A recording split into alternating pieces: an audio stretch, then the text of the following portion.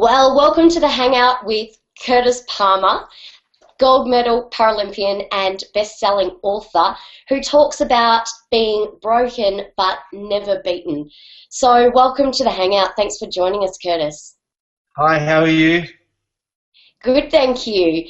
I'm very grateful to have you on the Hangout today because I know that on a daily basis you inspire many people. And one of the things that we try and do with EmpoweryouTV is show people how they can go from where they are now to where they want to be and show them that that gap is not very big at all. Now, I understand that you certainly faced a major tragedy at a tender age, and you overcame that tragedy and turned an adversity into something insanely incredible.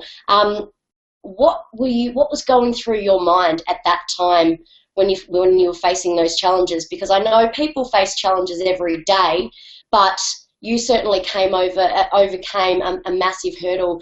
What was going through your head? Not much was going through my head at the time. It was obviously a big shock to the system and something that took a long time to get used to. But I guess my personality kind of meant that I was always going to move on quickly because I was a solutions-based kind of a person. So anytime I was faced with any kind of challenge, it was like, okay, how am I going to get over this? I was, luckily for me, a naturally positive person. I have been all my life, so that kind of really helps. But I've also had a very supportive family and friends network as well. But I guess the biggest thing that helped me to get back to where I wanted to be was just getting back to my passion. Here I was laying in hospital, faced with living the rest of my life as a quadriplegic, and I really didn't know what to do with my life apart from just set myself little goals. And the first little goal was get out of that hospital bed. The second goal was get my way down to physio. The next goal was getting to rehab, getting back to school. All these little goals added up to some really cool things. It wasn't until I was introduced back into sport that I realized that, okay, I can't play rugby league anymore, the one thing that I love to do more than anything in the whole world, but there's so many other things that I can do with my life, and that's kind of, that kind of set me up for the rest of my life, really. I looked at things differently from that point on because it doesn't matter how bad things are, there's always a silver lining, and no matter how tragic the incident can be. Wow, that is certainly some inspiring words, and I guess to take away from what you just said, the bite-sized steps and setting small goals for yourself, because I know there's a lot of people that look at a situation and are overshadowed by the cloud and the shadow of the thing, as opposed to just tackling the problem itself in small, manageable steps. Exactly. So many people become disempowered and unmotivated to achieve their goals because they get overwhelmed. But if you break it down into little steps and just achieve little things along the way, you soon get to where you need to be.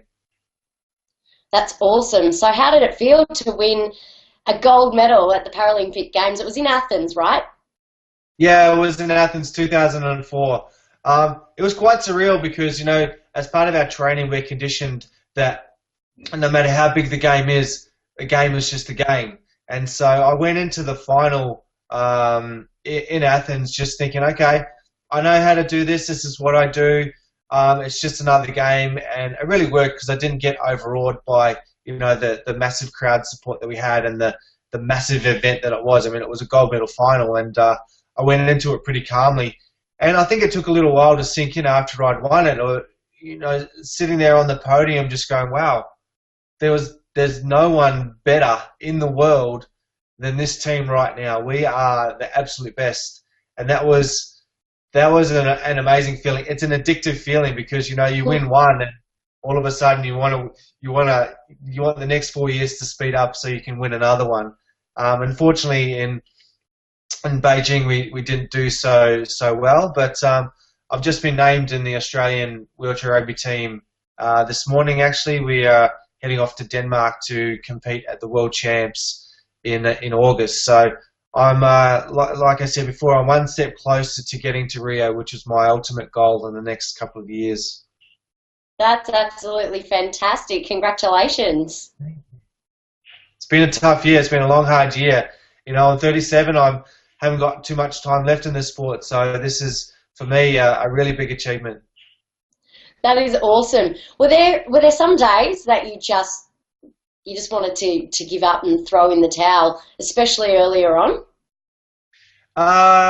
Earlier on, there were some days, yeah. I guess there's a transition between friendships for me that I found quite hard. And that was nothing really to do with being in a wheelchair. That was just being a teenager, you know. You go from one group of friends to the next and you soon find out, you know, who your crew is. And I kind of took on board that it's because of my wheelchair and the way that I look and the way that I do things that maybe some of my really good friends aren't hanging out with me anymore. And so that for me was really tough. I got through it by just realizing that, okay, this group of friends, you know, is not working out, but wow, there's another group of friends over here that's, you know, showing an interest. So I kind of went with them, and that kind of, you know, things improved from that point on. So look, I have to be honest with you, there weren't many times when I was down, because I've always been busy. I've always been goal focused. I've always been working towards achieving something really, really good. And for me, that's my sport. For other people, it might be something else. You know, not everyone's sporty. You've got to find your own passion in life. Otherwise, there probably would have been a lot more darker days. There would have been days where I didn't have anything to get out of bed for. But fortunately for me, I made it so that I had things to look forward to. I had things to aim for all the time. So I didn't really think about, you know, the negative side of, you know, being in a wheelchair.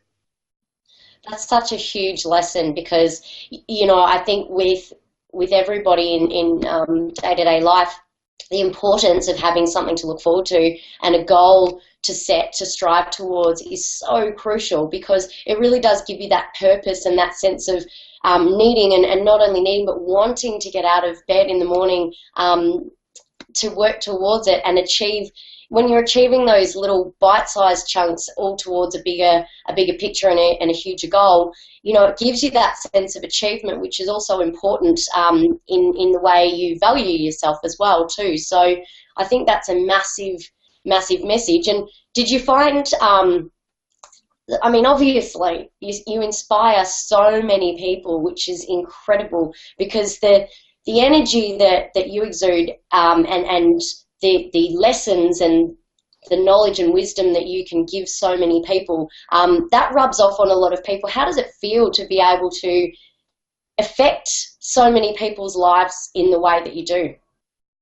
I think that's a really important part of life, actually. You know, it's really good to be achieving things for yourself, but, you know, passing on your knowledge and the lessons that you've learnt along the way is it's going to make this world a better place, and that kind of what makes me, you know, feel better. It makes me it's one of those things that kind of inspires me to keep going, is helping others. And so with an example of that is I'm working as a coach for the New South Wales GIO Gladiators, the New South Wales wheelchair rugby team. And so there's young guys that are coming through that have, you know, I've been in their situation, you know, almost 22 years ago now, but they're coming through rehab. They've found wheelchair rugby, and you can see the spark in their eyes. They've come out of rehab and out of that environment and gone, wow, this is something pretty cool that I can get my teeth into. And I'm surrounded by other people that have been through exactly what I've been through.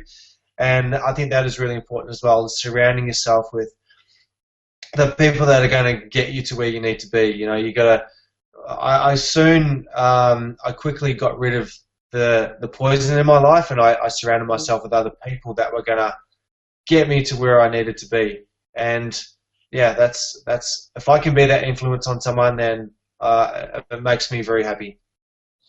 Yeah, that's so important to to surround yourself with like-minded people, and actually, it's one thing that Travis Clark mentioned yesterday. We held an event up in Sydney, and one of the things that he drives home is, if you want to fly with the eagles, you can't be scratching with the turkeys. And I know that's a very broad statement, but it is true that you do have to surround yourself with not only like-minded people, but people that are going to lift you to where you want to be and help you achieve your goals and support you, which is also really, really crucial to keep that positive energy around you.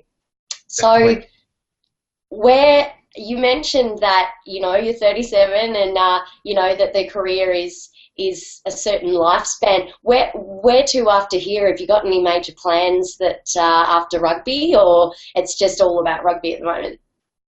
At the moment, yeah, I'm studying to become a personal trainer because sport is the one thing that I'm absolutely the best at, and one thing that I love to do. So, along with some public speaking, if I can get people fit and healthy as well as guide the mental aspect of their lives, then what better career for me than to do that? So I'm studying 2 days a week at the moment, but my wheelchair, I get paid to play wheelchair rugby, so it's my job.